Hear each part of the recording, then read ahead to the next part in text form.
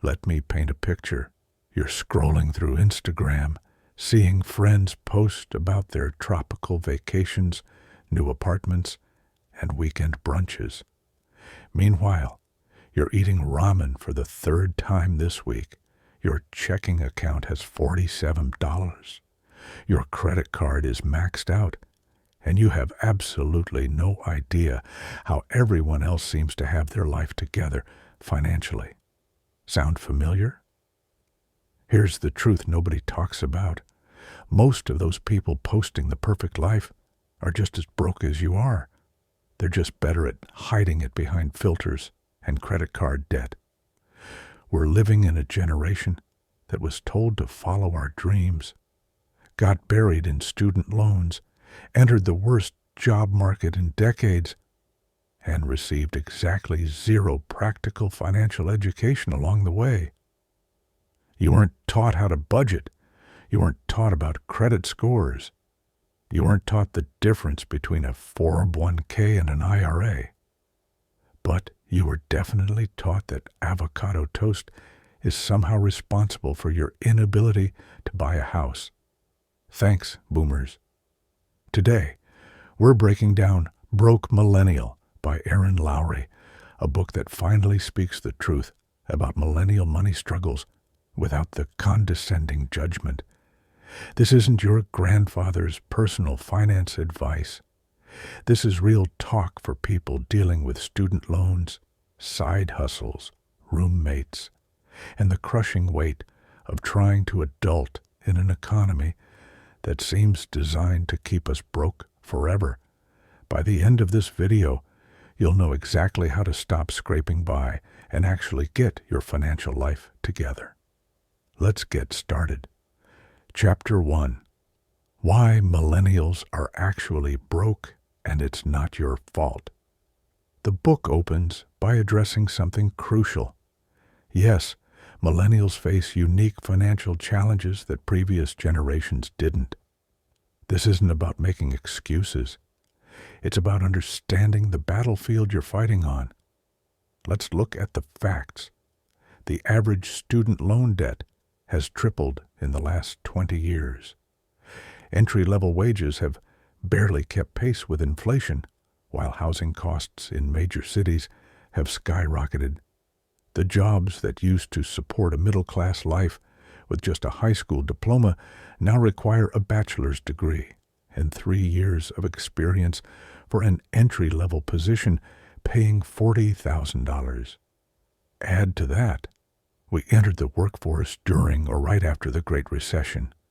Many millennials spent years underemployed, taking unpaid internships, or working jobs that had nothing to do with their expensive degrees. The traditional career ladder our parents climbed, it doesn't exist anymore. We're in a gig economy, side hustle culture, where job security is a joke and pensions are something grandparents talk about. But here's where Lowry gets real. Understanding these challenges doesn't mean surrendering to them. Yes, the game is harder for millennials. Yes, it's unfair. But you can still win if you learn the actual rules instead of the outdated rules your parents played by. The first rule? Stop comparing your financial situation to others, especially on social media. That friend who seems to have it all together, they might be $30,000 in credit card debt. That influencer living their best life, sponsored content, and borrowed luxury. You're comparing your behind-the-scenes reality to everyone else's highlight reel. Stop it. Second rule. Let go of the shame. Being broke in your 20s isn't a moral failing. You're not lazy or irresponsible for struggling financially when you have student loans the size of a mortgage, rent that takes 50% of your income, and health insurance that costs more than your car payment. The book emphasizes your parents could work a summer job and pay for college. You can work year-round and barely cover rent. The economy fundamentally changed, but the advice didn't. So you need new strategies. Lowry's approach is refreshingly judgment-free. She's not telling you to give up coffee or stop having fun. She's saying, understand where your money goes, make conscious choices about what matters to you, and stop letting shame prevent you from taking control. The millennial financial struggle is real, but so is your ability to navigate it if you learn how. Chapter 2, Getting Real About Your Money, the Stuff Nobody Taught You. Let's address an uncomfortable truth. Most millennials have no idea what's actually happening with their money. You know roughly what you make and roughly what you spend.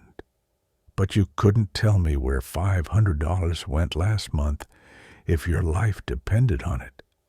This isn't stupidity. It's lack of education. Nobody taught you how to track expenses, create a realistic budget, or understand the difference between fixed and variable costs. So let's fix that right now. Lowry starts with the most basic but crucial step. Track every dollar you spend for 1 month. Not to judge yourself, not to immediately cut everything, just to see where money actually goes. Most people are shocked by what they discover. You think you spend $100 a month on food delivery? It's actually $400. You think you're not spending much on subscriptions?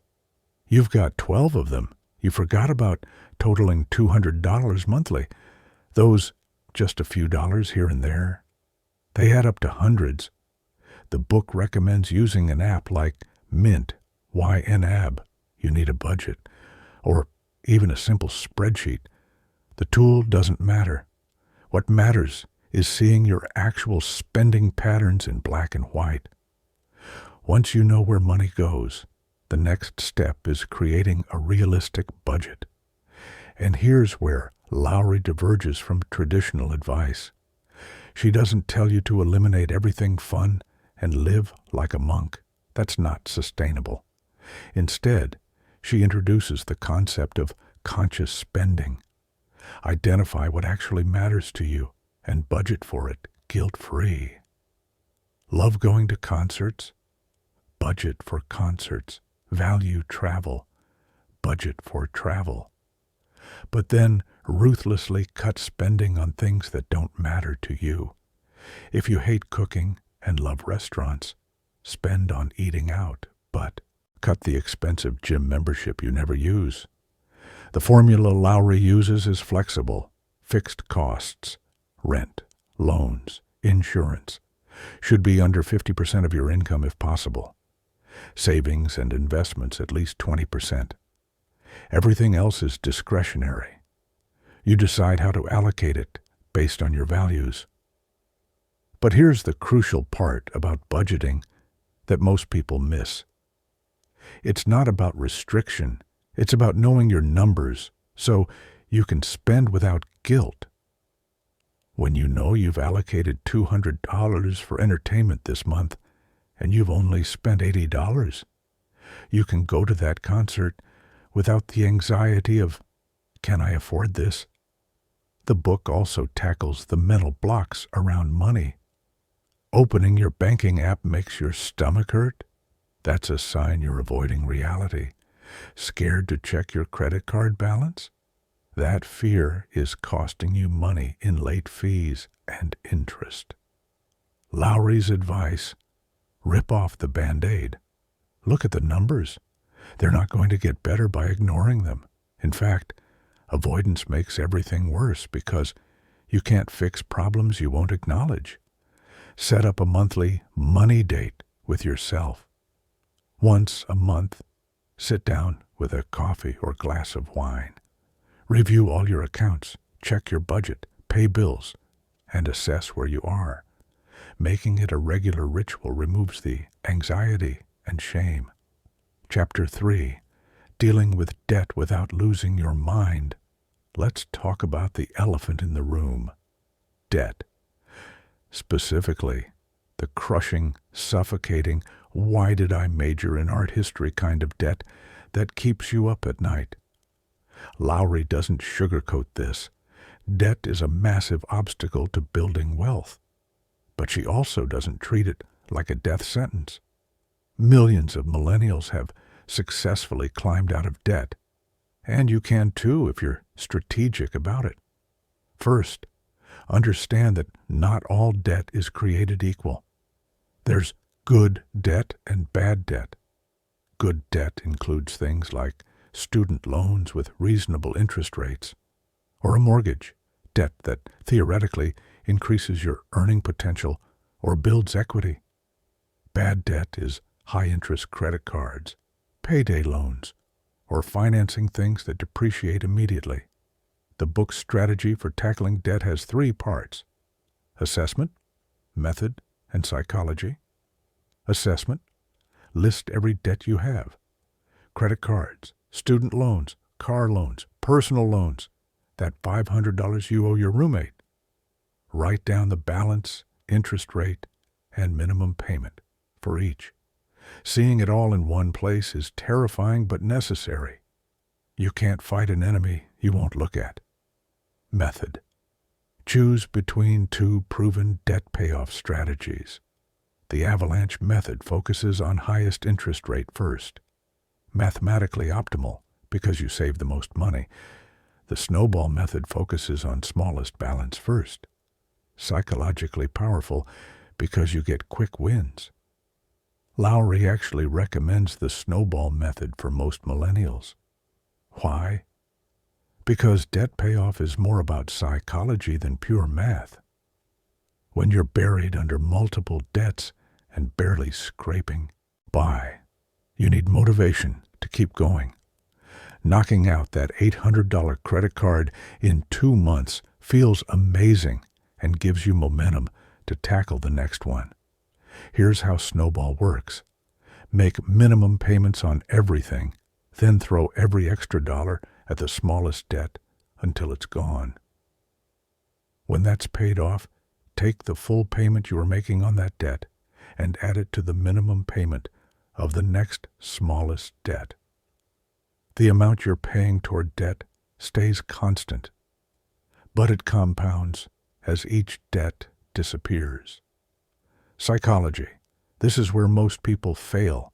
Debt payoff requires sustained effort over months or years. You need to find ways to stay motivated. Lowry suggests celebrating small wins, joining online communities of people also paying off debt, and using visual trackers like coloring in a thermometer as you make progress. But she also gets real about the emotional toll. Debt payoff means saying no to things. Trips you can't take, restaurants you can't try, purchases you can't make.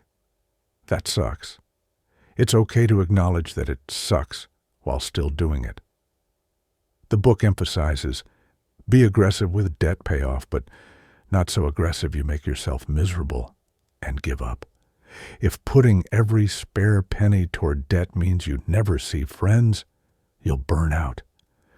Build a small amount of fun money into your budget, even while paying off debt. It's a marathon, not a sprint. One crucial point about student loans specifically. Understand your repayment options. If you have federal loans, income-driven repayment plans might significantly lower your monthly payment. Public service loan forgiveness is real if you work in qualifying jobs. Refinancing private loans might lower your interest rate. Don't just blindly make payments without exploring options. Finally, Lowry addresses the shame around debt. Your worth as a person is not determined by your credit card balance. You're not stupid or irresponsible for having debt in a system that basically requires debt for education and health care. Stop beating yourself up and start making a plan. Chapter 4. Credit Scores Decoded because nobody explained this. Here's something wild. Your credit score is one of the most important numbers in your financial life, affecting your ability to rent apartments, get loans, even get certain jobs. And yet, most millennials have no idea how it actually works. Lowry demystifies credit scores by breaking down exactly what they are and how to build them strategically. First, what is a credit score? It's a 3-digit number, 300, 850, that tells lenders how risky you are to loan money to. Higher is better. Here's the scoring breakdown. 300, 579 is poor, 580, 669 is fair, 670, 739 is good, 740, 799 is very good, 800 plus is excellent. But what actually determines your score? 5 factors, weighted differently. Payment history, 35% of score. Do you pay bills on time? This is the single biggest factor. One late payment can drop your score 100 points. 30 days late is bad. 60 days late is worse. 90 days late can haunt you for years. Credit utilization, 30% of score. How much of your available credit are you using? If you have a $5,000 credit limit and you're carrying a $4,500 balance, your utilization is 90%. Terrible. You want to keep utilization under 30%, ideally under 10%. Length of credit history, 15% of score. How long have you had credit accounts? Older accounts are better. This is why you shouldn't close your oldest credit card even if you don't use it. Credit mix, and 10% of score. Do you have different types of credit? Credit cards, car loans, student loans. A mix is better than just one type. New credit inquiries, 10% of score. How many times have you applied for credit recently? Each application creates a hard inquiry that slightly dings your score. Too many in a short time suggests desperation to lenders. Understanding these factors lets you strategically build credit. Lowry's action plan for building or improving credit. If you have no credit, get a secured credit card. You put down a deposit, say $200, which becomes your credit limit. Use it for small purchases. Pay it off in full monthly. After 6 to 12 months of perfect payments, you'll have established credit and can upgrade to a regular card. If you have bad credit from past mistakes, focus on payment history. Set up autopay for at least minimum payments so you never miss a deadline. Bring down credit utilization by paying off balances and/or asking for credit limit increases. If you have okay credit, optimize utilization. Pay off cards multiple times per month to keep reported balances low. Don't close old accounts. Be strategic about new applications. The book busts several credit myths. Myth: checking your own credit hurts your score. False. You can check as much as you want.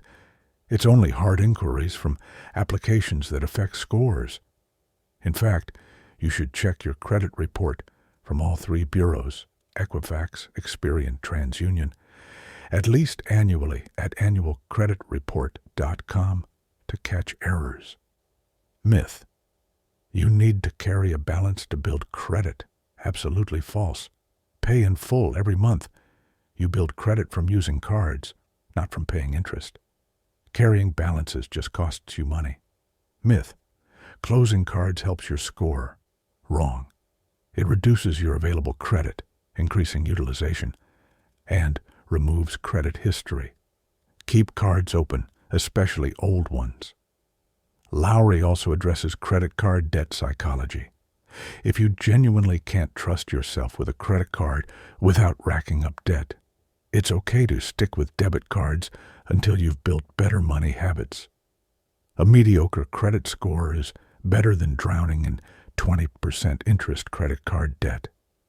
But if you can use credit responsibly, meaning pay in full monthly, credit cards offer huge benefits: rewards, cash back, fraud protection, building credit history, and emergency buffer. The key is treating credit cards like debit cards. Only spend money you actually have and pay the full statement balance every month.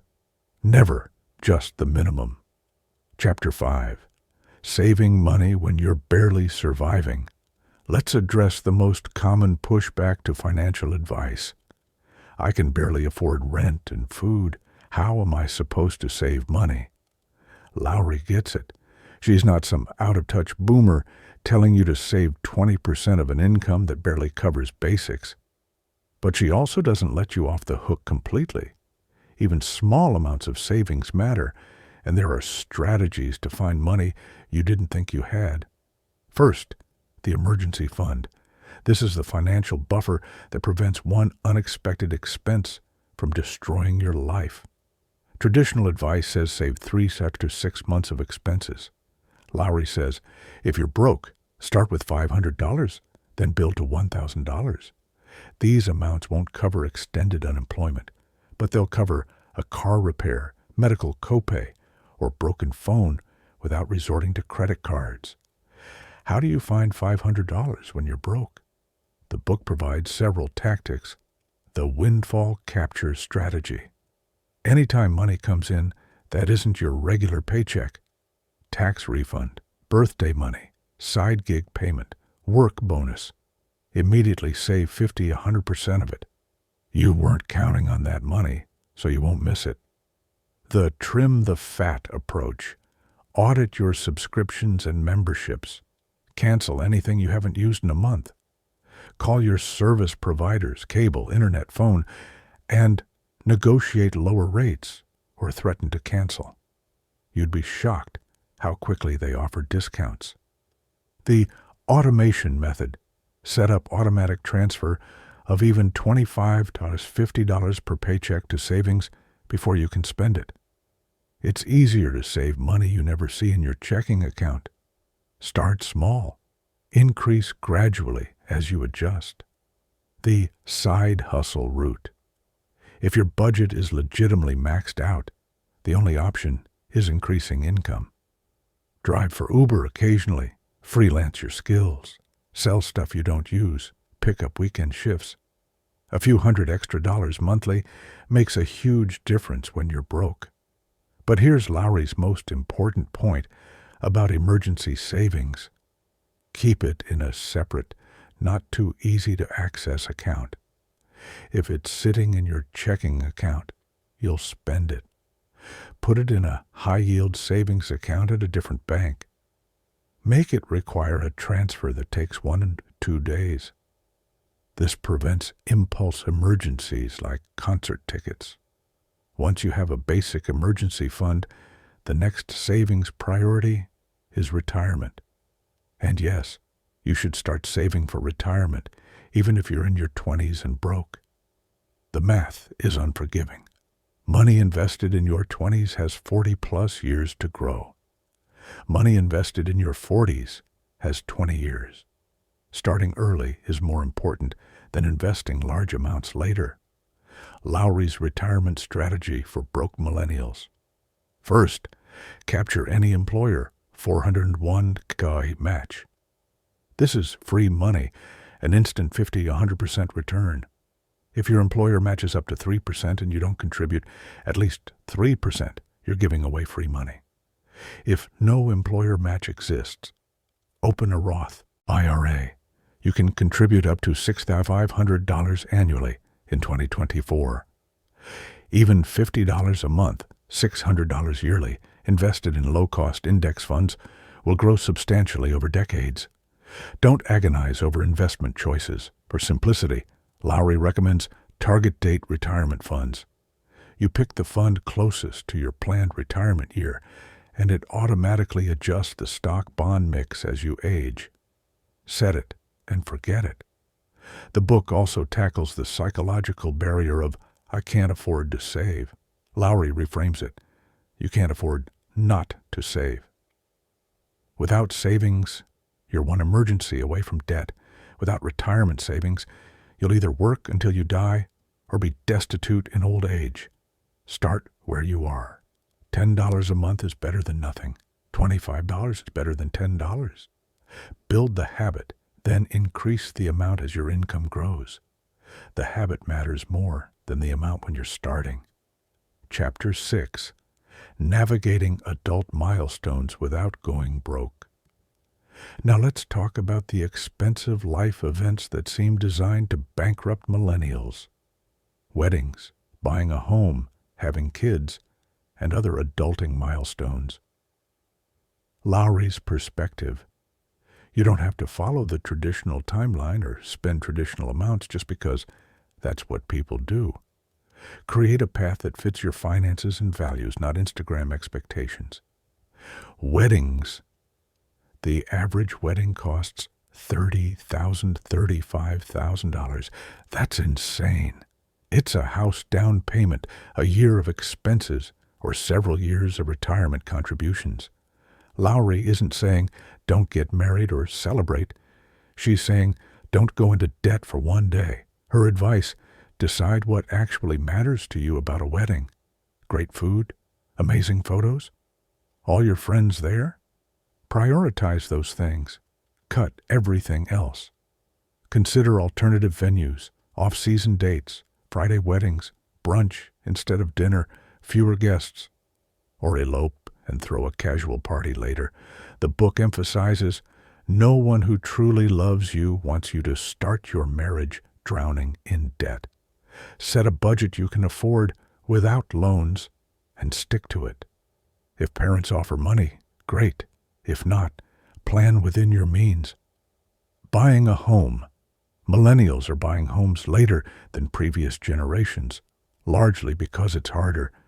Down payments are bigger, housing prices are higher, and student loans make saving difficult. Lowry's guidance. Don't rush into home ownership just because you should be a homeowner by a certain age. Rent versus buy depends on your market, how long you'll stay, and your financial stability. In expensive cities, renting might be smarter. Run the numbers using a rent versus buy calculator. Factor in maintenance, property taxes, and HOA fees that renters don't pay. If you do buy, save at least 10-20% down payment to avoid PMI, private mortgage insurance, and get better rates. Use first-time homebuyer programs if available. Don't max out your budget. Buy below what you're approved for to leave room for unexpected costs. Having kids. Children are expensive. Estimates suggest $200,000, $300,000 to raise a child to 18, not including college. Lowry doesn't tell you not to have kids, but she does say, be honest about the financial impact and plan accordingly. Before having kids, pay off high-interest debt if possible. Build a larger emergency fund. Kids get sick and daycare is expensive. Max out flexible spending accounts for dependent care. And understand your employer's parental leave policies. The book also discusses how to handle financial pressure from family and friends. Your parents might expect you to buy a home or have kids on their timeline, not understanding your financial reality. Friends might pressure you into expensive bachelor parties or destination weddings. Lowry's advice: get comfortable saying no. I can't afford that is a complete sentence. Real friends will understand. If they don't, they're not real friends. Don't go into debt to meet other people's expectations. She also tackles keeping up with the Joneses, that friend who bought a house, or the cousin with the fancy wedding, or the co-worker who seems to have unlimited money. Remember, you don't know their full financial picture. They might be drowning in debt, have family money, or have completely different priorities that led to different choices. Your financial journey is yours alone. Make decisions based on your situation, goals, and values, not on what you think you're supposed to do or what others are doing. Chapter 7. Side hustles, career moves, and increasing your income. Here's a hard truth. Sometimes the problem isn't your spending. It's your income.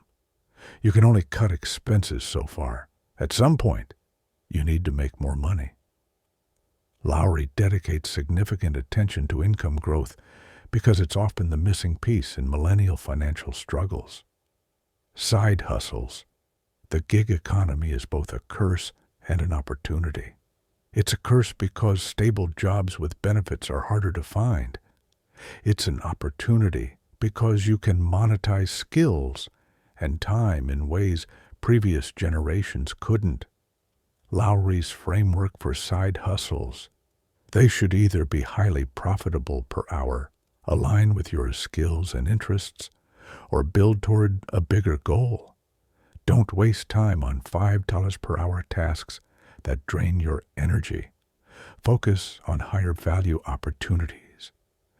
Examples: freelancing your professional skills, writing, design, coding, consulting, teaching, tutoring, creating digital products, renting out space or possessions, or building an online business. The key is leveraging what you're already good at, rather than starting from scratch. But the book also warns, side hustles aren't a permanent solution to underpayment at your main job. If you need a side hustle just to pay basic bills, the real problem is your primary income. Career growth. This is where the biggest income increases come from. Lowry provides strategies millennials often miss. Job hopping strategically. Staying at one company for years rarely leads to significant raises anymore. People who change jobs every 2 to 4 years typically earn 10 to 20% more over their career than those who stay put, but jump strategically for better title, responsibilities, and pay. Not just a jump. Negotiating salary. Most millennials don't negotiate, especially women. This is leaving thousands or tens of thousands on the table. When you get a job offer, research market rates for that role. Then ask for 10 to 20% more than the offer. The worst they can say is no, and most employers expect negotiation, asking for raises. If you're not getting a raise annually at minimum, ask for one. Document your accomplishments, research market rates, and make a business case for why you deserve more. If they say no, start looking elsewhere.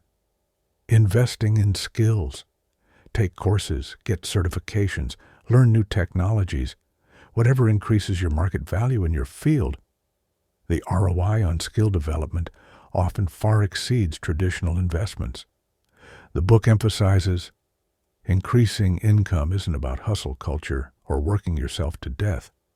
It's about being strategic with your career, valuing your time appropriately, and refusing to accept stagnant wages when you're growing your skills and value. Lowry also addresses imposter syndrome and undervaluing yourself, particularly common among women and people from non-wealthy backgrounds. You're not lucky to have your job. You earned it. You're not asking for a favor when negotiating. You're asking for fair compensation for the value you provide. One final point about income. There's often a tension between do what you love career advice and financial reality. Lowry's take. If your passion career pays poorly, either supplement it with higher paying side work or find a decent paying job in a related field and pursue your passion as a hobby or side project. The starving artist route is romantic, but often leads to actual financial suffering. You don't have to choose between following your dreams and paying your bills, but you do need to be honest about the trade-offs and make sustainable choices. Getting your financial life together starts now. Let's wrap this up. Broke Millennial proves that you can get your financial life together even if you're starting from behind, even if the system feels rigged, even if you have student loans the size of a mortgage and rent that takes half your paycheck. You've learned that millennials face unique challenges, but understanding those challenges empowers you rather than excuses you from taking action. You've discovered how to actually track your money and create a budget that works for real life, not some fantasy where you never have fun. You've learned to tackle debt strategically using methods that work psychologically, not just mathematically. You've decoded credit scores and learned to build or rebuild credit intentionally. You've discovered that you can save money even when broke by starting small, automating, and capturing windfalls. You've learned to navigate expensive adult milestones, weddings, homes, kids, without bankrupting yourself or living according to other people's expectations. And you've learned that sometimes the real problem is income, not spending, and developed strategies for earning more. But here's the thing.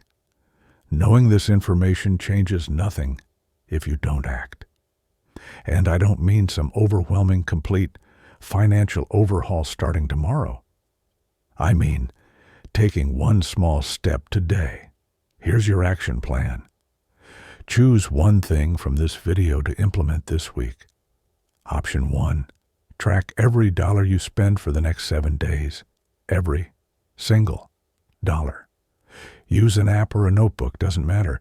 Just get real about where money goes. Option 2. Check your credit score and pull your free annual credit report. Know where you stand, correct any errors, make a plan to improve it if needed. Option 3. Set up automatic transfer of just $25 from your next paycheck to a separate savings account you just opened. Start building that emergency fund even if it's tiny. Option 4. If you have debt, list it all out and choose your payoff method. Calculate how much extra you can throw at debt monthly and set up that payment. Option 5. Research your market value for your job and schedule a meeting with your boss to discuss a raise. Or start updating your resume and LinkedIn to find a better paying position. Pick one. Just one. Don't try to do everything at once and get overwhelmed.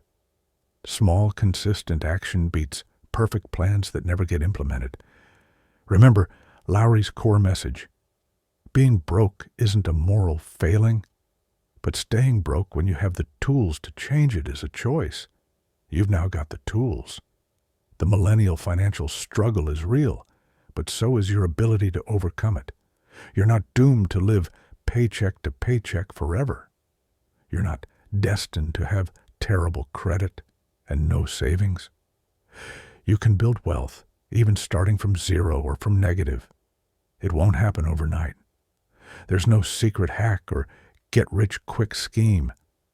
It's boring stuff. Tracking spending, paying off debt, building credit, saving consistently, earning more. But boring wins.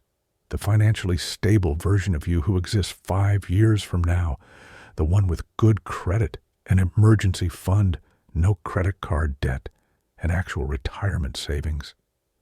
That person is built through the small actions you take this week and repeat hundreds of times.